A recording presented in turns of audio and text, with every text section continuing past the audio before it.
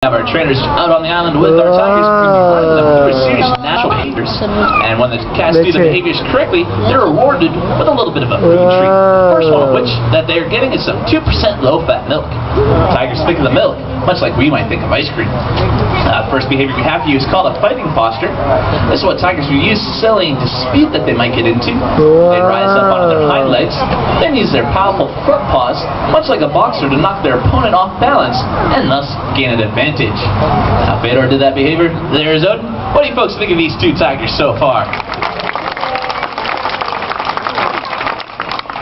Alright, now the next behavior we have for you is called a rise. So if you want to imagine those trainers, there's trees. Tigers will rise up onto the tree, then use their sharp front claws to strip the bark off the tree and leave deep gouges in the wood. This is just one way that tigers in the wild will mark their territory. And there is, of course, another way that all cats mark their territory, and that is by urinating on things. So once again, let's imagine those trainers as trees. You folks want to see that? Yeah! Well, I was just kidding. So we're going to go on with our next behavior. Tigers aren't as agile as smaller cats such as jaguars, leopards, or mountain lions. Still fairly agile, though. And Odin's going to hopefully demonstrate that for you with a big 10-foot jump from one log to another over on the right-hand side.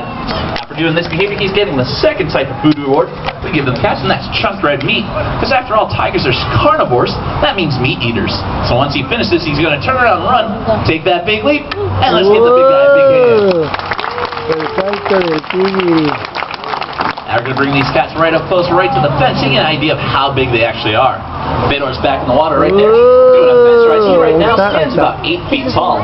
When Odin on the right does the same behavior, he stands about 8 feet tall as well. If you look closely at the fence, you might actually see a few claws poking through.